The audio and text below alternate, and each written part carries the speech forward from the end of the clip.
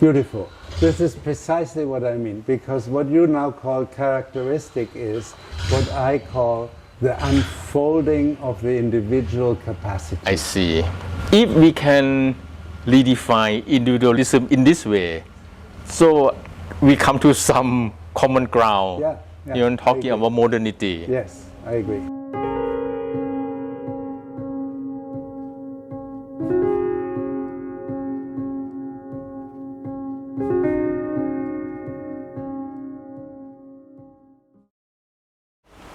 Hello, Stefan. As when you were young, a sort of socialist, and you decided after your graduation to went as a volunteer to Tanzania. What was your experience there? When I went to Tanzania, it was the time of Nyerere, President Nyerere, and he built African socialism with local content. Was called Ujamaa. U means unit and Jamaa means the village, something like that. But it failed. It did not work out terribly well. And as a volunteer, I was always asked by my colleagues, why are you in the West and the North so rich and we are so poor? And I discussed that for 2 years. And one thing I discovered is that there are some very basic needs human beings have. This is security, security of shelter, health, and also food. But the system that is just ordained by the government, where the government limits everything, is not really helpful to supply the basic needs. And so after I had been to Tanzania, I went to China, and on my way in Hong Kong, I saw, wow, this is a market economy, everyone is working. It was like a beehive, it was so active. Then I went over the border to Guangzhou, and there nobody was working anymore. They were all lying in the sun and not doing anything. It was the other system again. So I really visited those old style forms of socialism. Of course, in Europe we also had communism in the Soviet Union. But I think the most radical form of them all was the Khmer Rouge. And they abolished all freedom, they abolished money, they abolished markets, and it was a totally hierarchical society. And I think in the end, the problem with all the so-called real socialist models was that they established hierarchy because they abolished the market. So today, if you ask me, I would say I'm a social democrat in the sense that I think freedom is important, and freedom is based on markets, it's based on money, but it needs to be contained in a framework that reestablishes equality. So we want freedom and equality, and that is what brings us together. If we take that away, we have hierarchy, we have suppression, and we have a society that people don't feel happy with.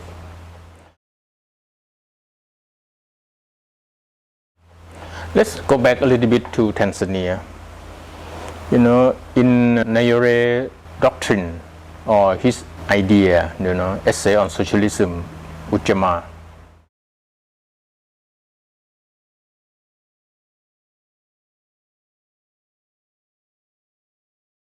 In Nyerere doctrine, his idea, essay on socialism, Ujamaa, he talked about the original form of life of the local people in Tanzania is already socialist. And you talk about the failure came from limits. The government put limits. Can you explain a bit more these two aspects?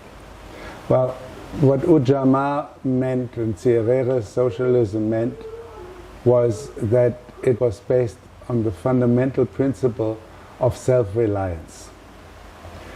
And it meant the country should be self-reliant, but also it meant that every village, every household should be self-reliant. So in my house where I lived, I had a shamba, a field behind, and I was growing some vegetables and things like that. But of course I needed water. And I was on a hill. And one day the water pump broke. And they needed spare parts. But the spare parts came from abroad. But they had no foreign currency. So the pump was not repaired. So all the vegetables I had planted, they died. This is a limit. And it meant that many things like this were constrained to the minimum. Now, the people who were in support of the system, my colleagues in the school and so on, they said, oh well, we can always live on less. We always have a shamba, a field, where we can grow some maize and survive on that. But is that really what a dignified life is about? To just have enough food so that you don't die? And then many countries in the world, in Africa, they don't even have enough food for that. So no self-reliance on that. Then they need help. They need development aid. But the problem was that self-reliance does not encourage division of labor. Of course, in any modern society you have some division of labor. But Adam Smith said division of labor creates productivity, and that is the basis of the wealth of nations. And on that point he is right. He may have had some other errors, but on that point he is right. So with division of labor you have exchange between people, interactions between people. But also you need money. And then the whole interactions between people become different. There is this double-edged situation, because now money on the one hand is necessary for exchange and accumulating wealth, also necessary as security. But on the other hand, it has the potential to increase the wealth and improve the conditions of living. So the core problem of Tanzania, let's focus on Tanzania now, before we go to a more abstract principle. The problem with Tanzania is because the application of the idea was wrong, or because of many other factors? No, I think the idea was wrong. What are the wrong aspects? What are some points? If you the say key points? self-reliance is that every family has a field, and that's the basis of the economy, then you are in poverty. And it means the relationships are within the community, but within the community you have the chief and you have the others who have to follow, and there's no individual freedom. So that means also that you don't have the capacity to develop new ideas. The businesses were all nationalized. And nationalized businesses, they have civil servants from the government officials running the business. And they do it for themselves. In Tanzania we call them wana kubwa. It means the fat man. And they were fat because they would go out and have beer every night and girls. But it doesn't mean that you have the initiative that comes with competition where you want to create something new. Now, in Kenya, next door, we had pure capitalism. They were richer, but they didn't take care of the framework of redistributing also some of the wealth, especially between the tribes. In Tanzania, they were good about not having tribalism, because the government would distribute the civil servants every 2 years to another place. That was good. There was less corruption than in Kenya or Zambia or Zaire or other places. So that was good things. But for the economy and for the sense that people have what they can do, how they can create new things, develop their own creativity, it was a failure. So the idea of self-reliance is wrong. The idea of self-reliance is wrong. and it's wrong because it doesn't motivate people to have more work, to do more. Because it inhibits division of labor. Okay. And division of labor creates productivity, meaning that one person can do more and better in terms of output. It says nothing about the distribution of the output. It's about the supply side. It's like, how do you create more so that everyone can have more?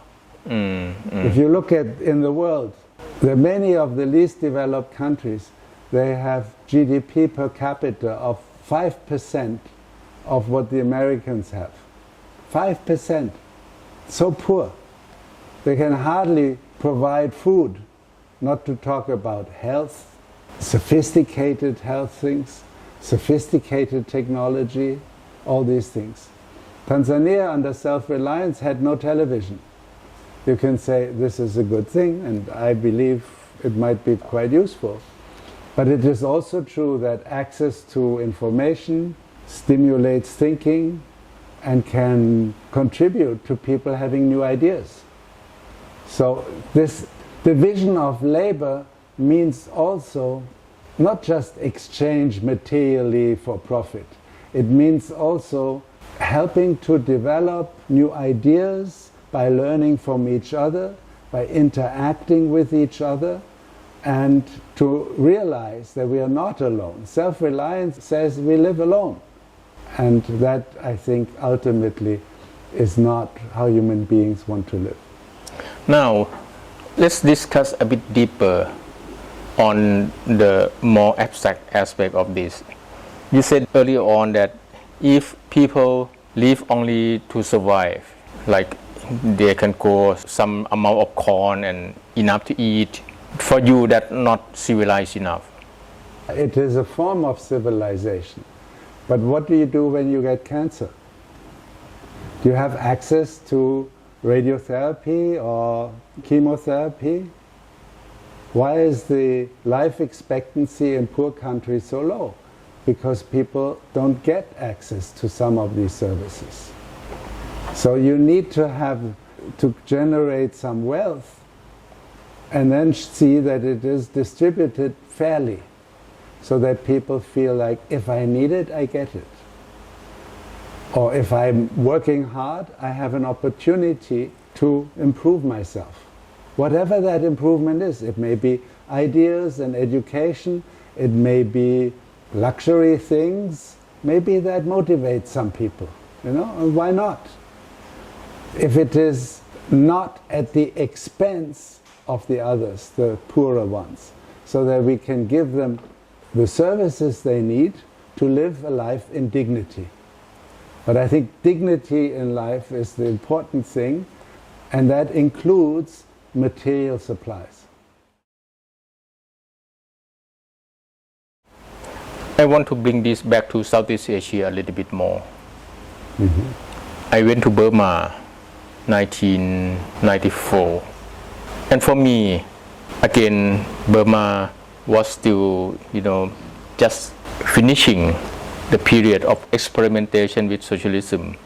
People are materially much poorer than Thailand. But I can't say that the quality of life is worse than the Thai people in 1994. People still, I think they have more than enough to eat in Myanmar. Of course, the main product is rice, but many other things they can find around. And of course, they have, like in Mijina, they have a government hospital, not as sophisticated in Paris or in Washington DC or in Bangkok. But when in need, people can come to the hospital. And we check with the villagers, how can you afford to go to a hospital? Oh, we sell our cow. So the cow is their surplus value. They're collected in the cow. And then Jane asks, what about people who don't own cow? Oh, our neighbor will sell the cow for us. And Jane asks, how much interest you pay if someone sell the cow for you? Interest? What is interest? We don't have interest. We're just helping each others. So when you introduce the new idea of motivation, incentive with material gain, you lost all this more humane aspect of society. When I was in my early 60s, I went to a village where we have some relatives. The people from the village work in our house, so we go to for a visit. No car, of course, no motorcycle, no television, but the monastery is functioning properly. People in the Buddhist holiday time, they go to the temple, they listen to the chanting, and the whole year round there are, celebration, ceremony every month. But in summer, we have to walk 3 kilometers to bring water for drinking. But on the way to bring water, they chat, they talk, they sing song, they don't feel it's anything a real problem. We Bangkokian, we feel, 3 kilometers walk to bring water to drink. It's quite horrible. So I went back to that village again a few years ago. Now, running water is every house. Every house have at least a motorcycle, not to mention a pickup truck. But every family, on top of that, people work much harder. I visit the one family I know, I have to wait until 7 o'clock in the evening because they come back from the farm.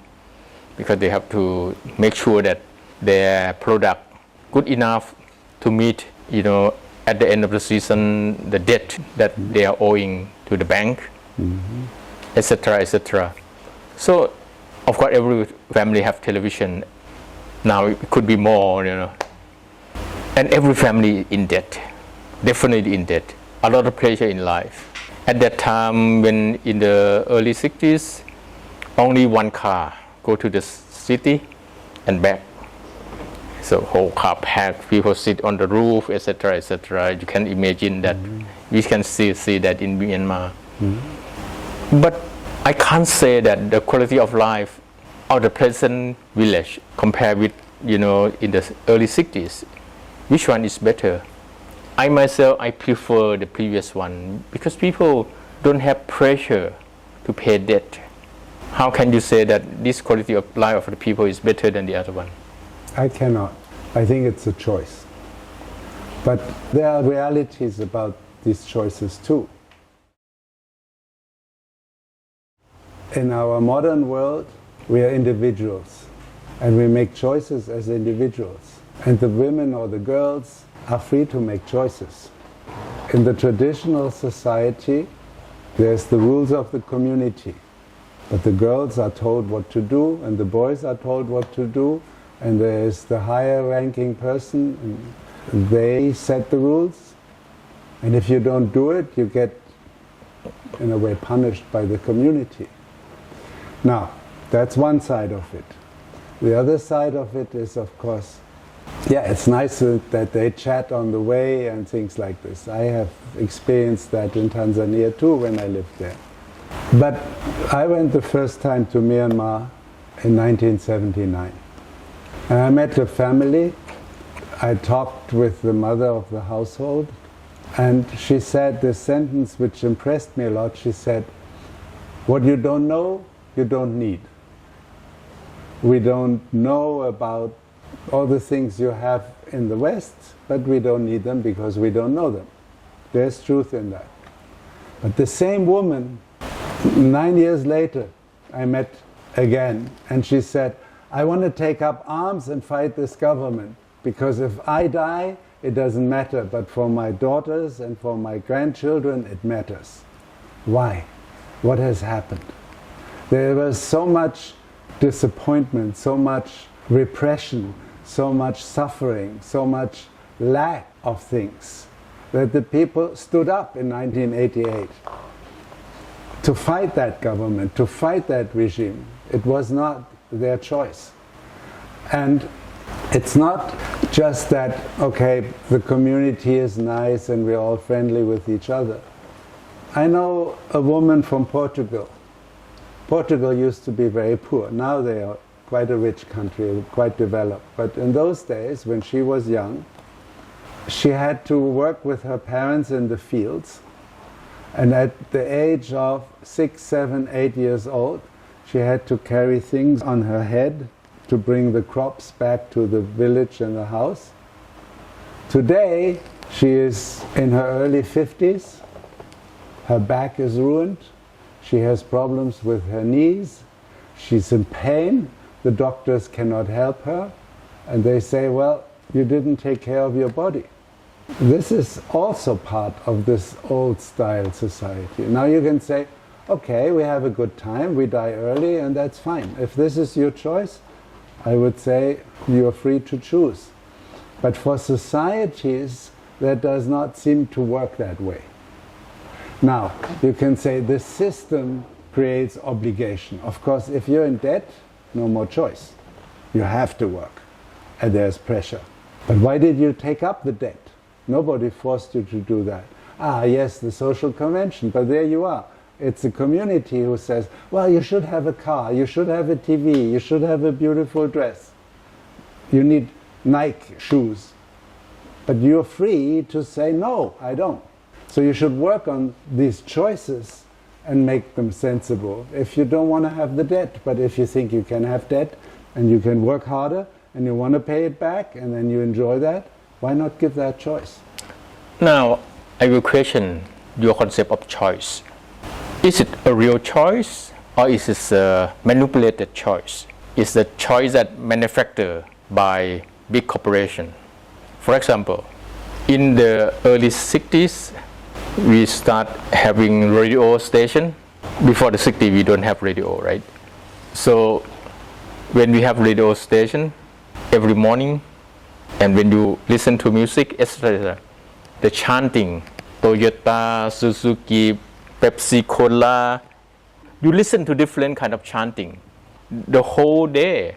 And who control these chanting channels? Big corporation. Mm-hmm. So you can't say that this is a choice. People were forced to have pick up. And this system of advertising and media in general, especially later on the movie from Hollywood, etc., etc., these are a kind of manipulating choice. It's not a choice. And this choice that came into us, you mentioned another big concept, individual. Promoting individual is healthy? Is it good? How much individual is needed for us to live a life with dignity? The modern concept of modernity is individualism. Now, individualism means that I am the one who can decide. Do you drink Coca-Cola? Not now. Why not? You're forced by advertisement to drink it. Because I make conscious. So that is choice. You have the choice, you're conscious, every individual is conscious. The concept of the ancient world was a person, I as an individual if you want, I live for the whole. Plato is the first philosopher who says that explicitly. He said, you're nothing, you're only there for the whole. This is the ancient world.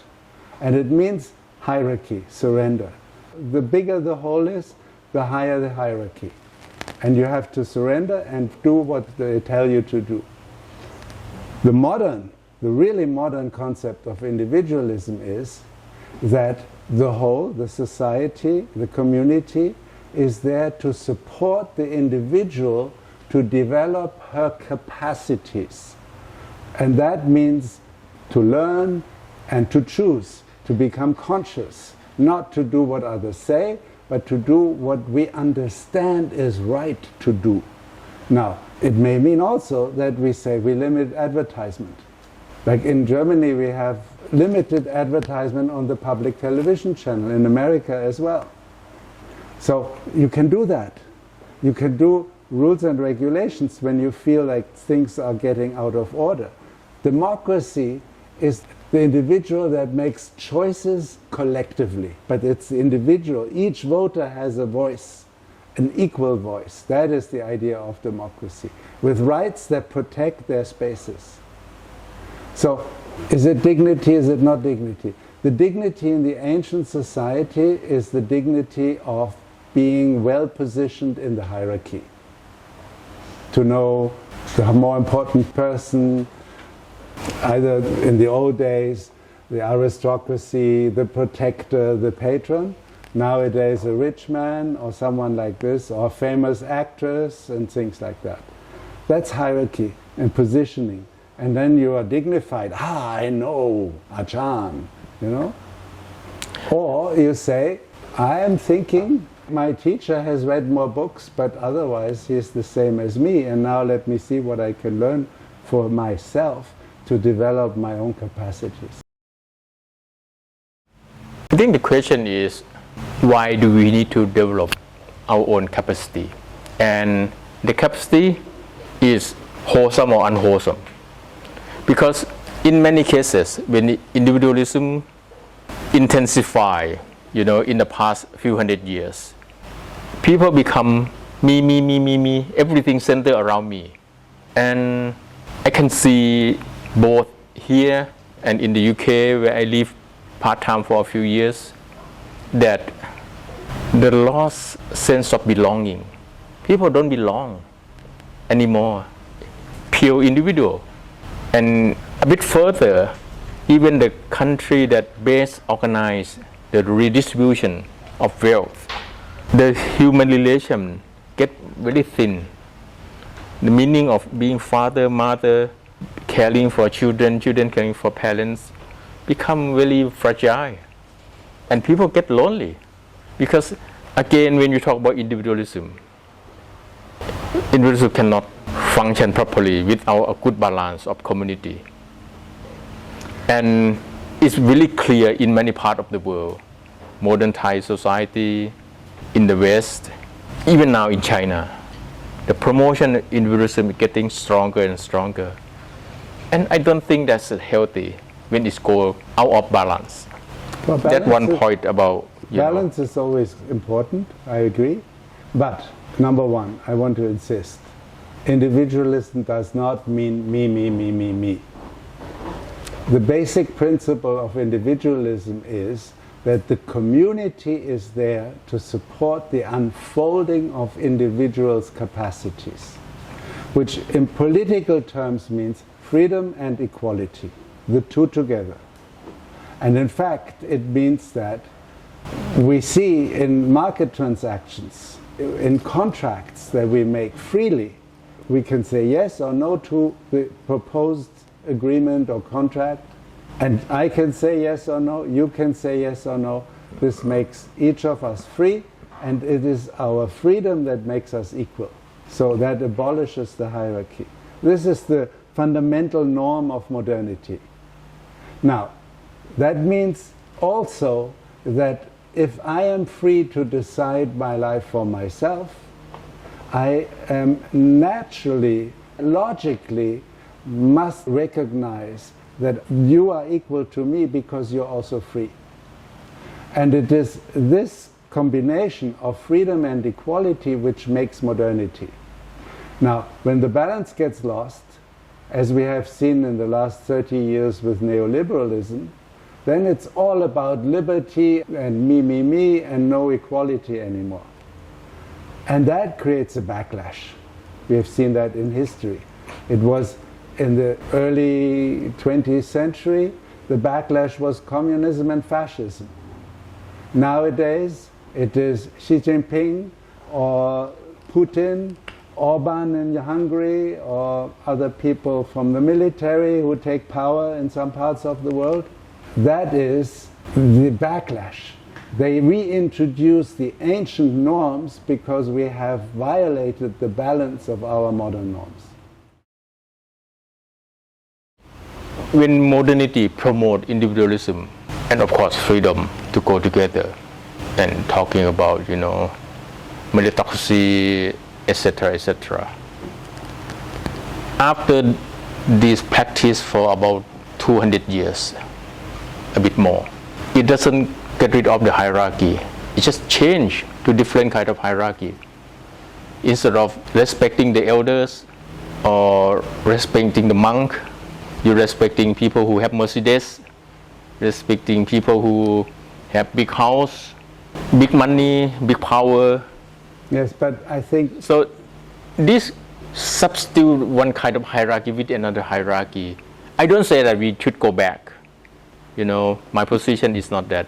But can human being do without hierarchy? That's my first question. Secondly, if we need some sort of hierarchy, what sort of hierarchy? When you talk about traditional society like something very negative, at least in our village, and I think this is true in Southeast Asia as far as I study, we select our own leaders, village head, people consensuously among themselves. In Thailand, we select our own abbot. When one abbot passes away, another one to replace come from the agreement of all the villages. So this sort of local, I don't talk about the center of the power in Ayutthaya, in Bangkok, but the average of majority of the people. Of course, they don't have income of $1 a day per as the UN measure or the EU measure. But they have plenty to eat.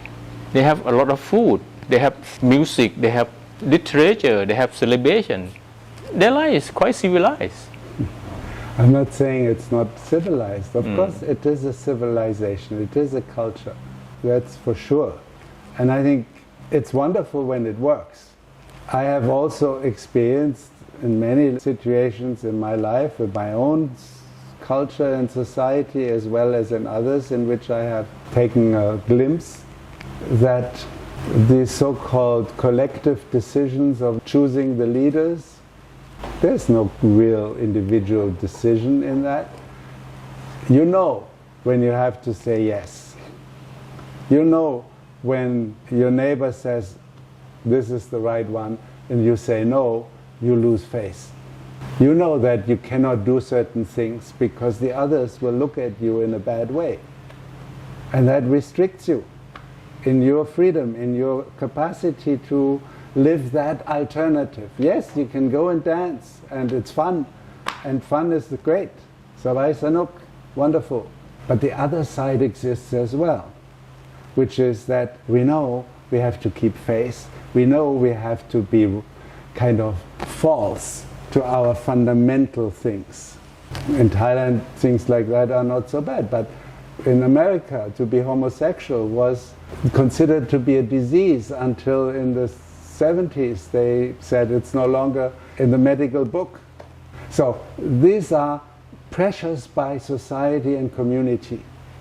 On the other hand, I think what you raise is also important, like what kind of hierarchy. What you're describing about going from respecting the monk to respecting the Mercedes-Benz driver, I consider this to be the corruption of the market economy or the modern economy or the modern society, the corruption by the old values of hierarchy.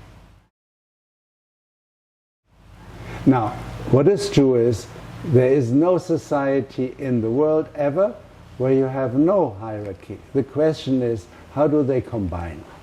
And so, for example, in Thailand you have many middle-class people with small businesses.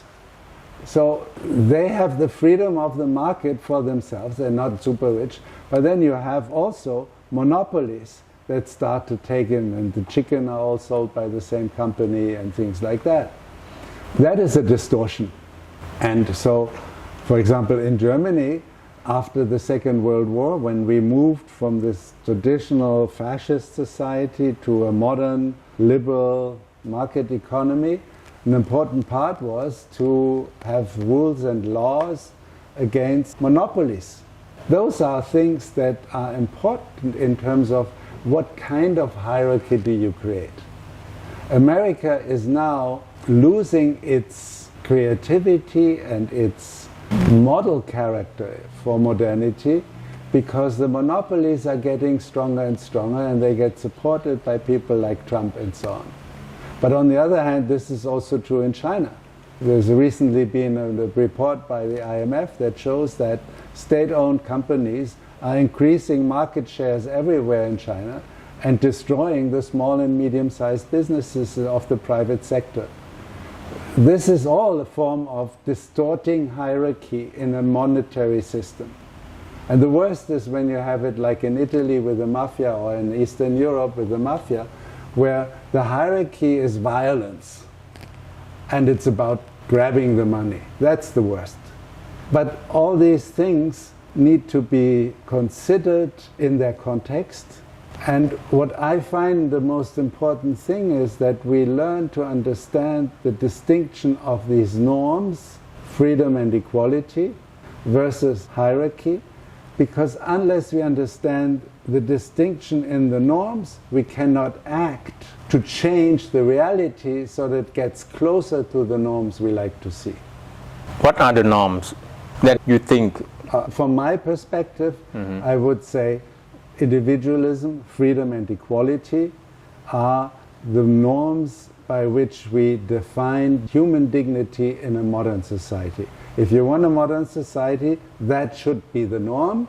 But of course we have hierarchy, but for example it means that the government that establishes hierarchy and laws and so on need to be controlled by the individuals, which is democracy.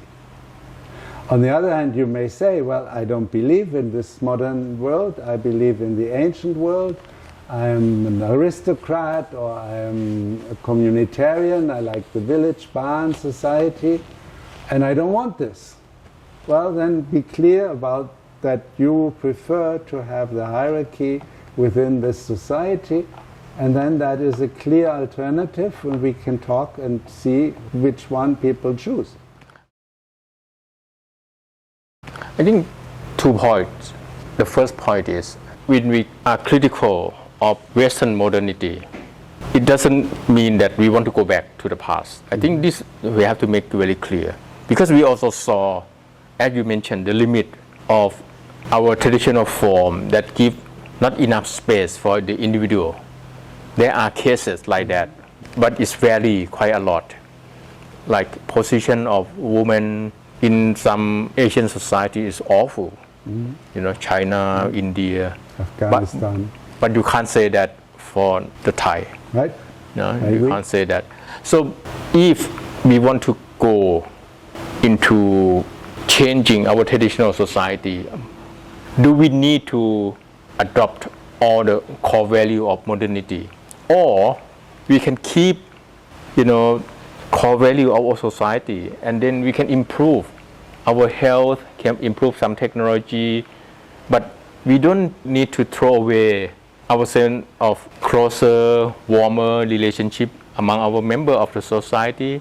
We don't have to throw away our more contented with the less material. Less material doesn't mean underdeveloped. If we have enough to eat, if we have secure enough for health, shelter, medicine, etc., etc. I agree with you totally on this, but I want to say one thing. You say Western modernity. What is that? Western modernity is really clear. You based on individualism. You based on freedom. You based on meritocracy. You based on reasons. You based on diversity. These are some basic and part of modernity, which I think going back to the Enlightenment period or even Renaissance up to now, you don't have a clear idea what is individual. I think the whole Western talk about individuality is really confusing up to now. That's why to be yourself become me, and it's getting more and more and never limit. Well, I would say that when you use the concepts like this, the confusion is in the concept. Because what you just described, the basic principles, individualism, freedom, equality, creativity, capacity, and so on, I think, yes, that is the foundation of modernity. I would call it just modernity. Of course, when you call it West, then it means Singapore and Japan is part of the West, and that's fine with me, I don't care. But what I find more important is to say Western modernity has a large variety of different articulations, different forms. And so, yes, if you want to be modern, you need to accept the core principles, because they are really radically different from the ancient ones. And by the way, they all coexist. Even the ancient Indian Vedic societies had individualism, but the individualism was the individualism of the sadhu that left the community to be alone, find freedom and liberation in the forest. That is ancient individualism. And why did they leave? Because they couldn't stand it to live in this community warmth, as you call it, which often is quite nasty. So that's one part. But when you look at the modern one, I find most important to look at what kind of modernity. There's a big difference between the modern system in Denmark and the modern system in England or in the United States. Can you say just these two examples, Denmark and United States? What are the difference? Well, in Denmark, the tax burden, if you want to call it that way, the taxing of citizens is up to 60% of GDP. In America, it's, I think, around 30%, which means there's many services provided in Denmark that are kindergarten, schools, universities, hospitals, health services that are of funding of the generality. I worked at a research institute in Oslo in Norway, also a Scandinavian country. The director of the institute said, the woman who comes to clean our office in the morning earns nearly as much as I do. But I'm happy with that because I like my job and I like her to like her job. And she like her job. And she like her job. If you go to England, you may get a cleaner for £1.50, £2 an hour. Totally different situation.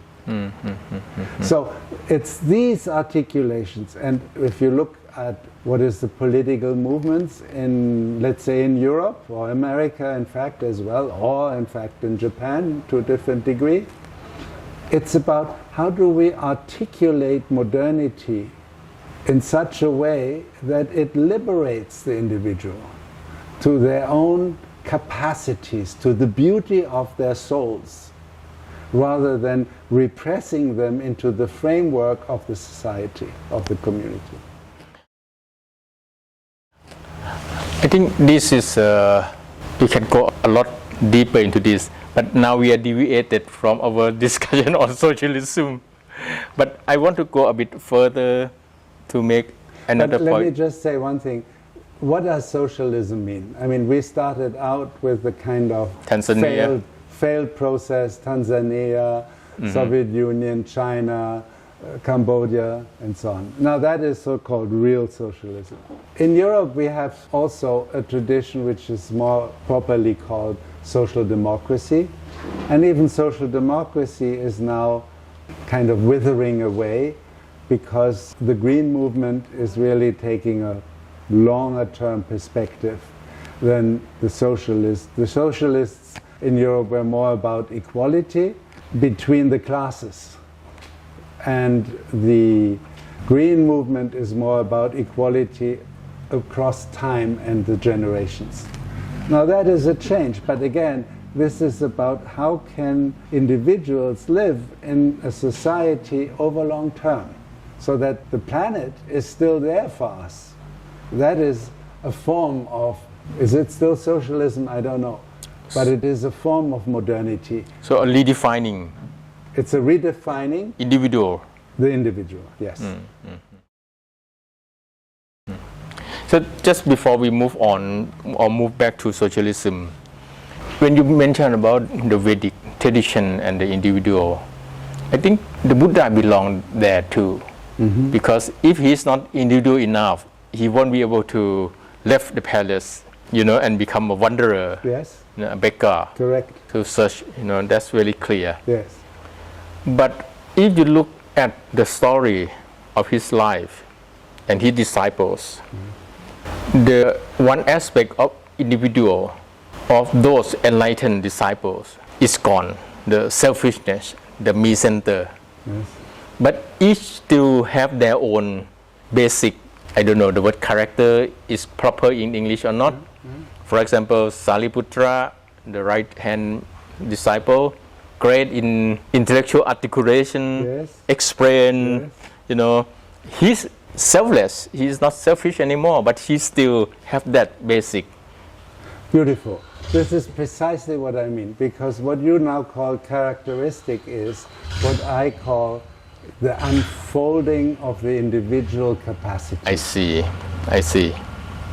If we can redefine individualism in this way, so we come to some common ground. Yeah, talking about modernity. Yes, I agree. We have to bring back this aspect of being yourself, bring the best of you I wouldn't say bring it back. I would say we have to bring it out, because we have it all. But I believe that in hierarchical structures, I'm not saying societies, but in hierarchical structures, that characteristic and the longing for it are repressed by the community.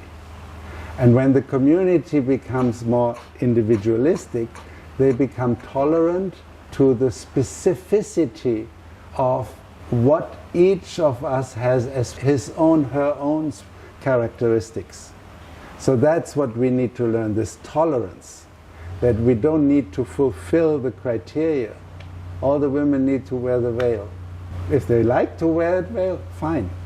But if they don't want to wear it, also fine. And if I want to become a carpenter, fine. And if I want to become a painter, fine.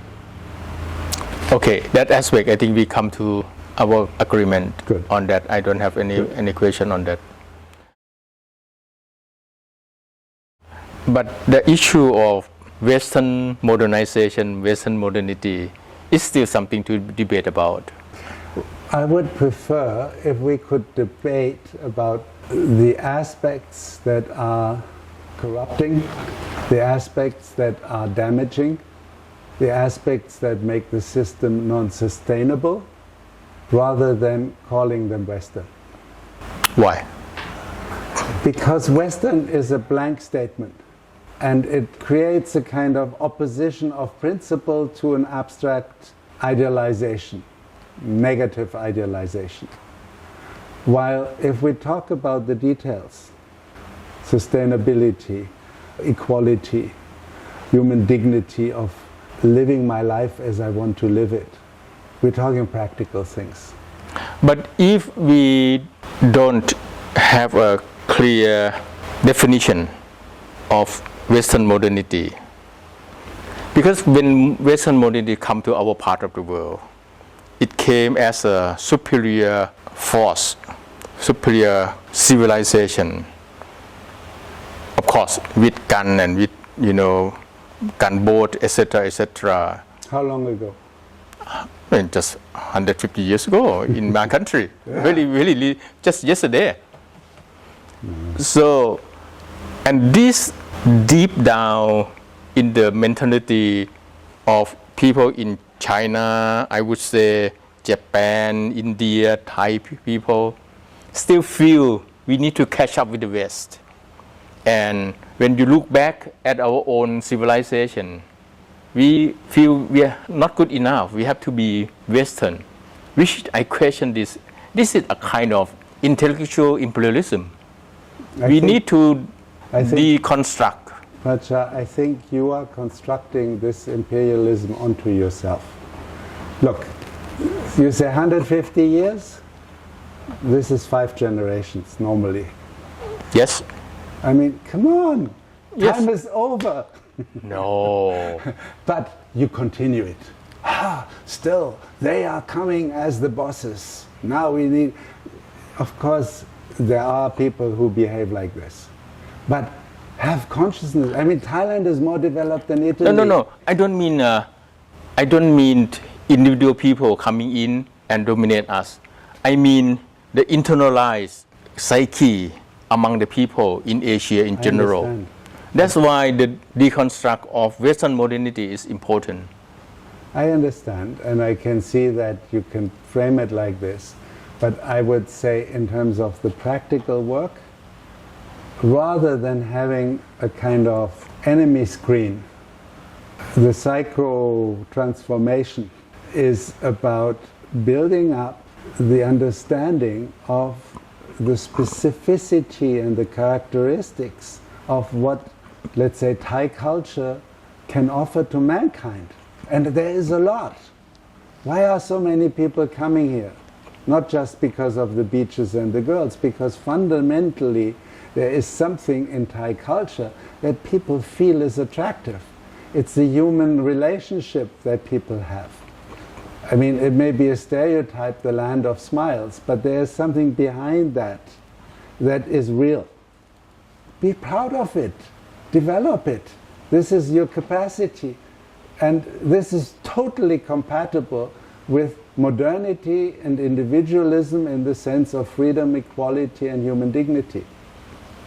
And you know, when I see so many Thai students at my university in London, they come to London, they go back to Thailand, and they contribute. And I see many African students who come to LSE and they don't want to go back. Why? This is not Western imperialism. There's something about what you can already contribute.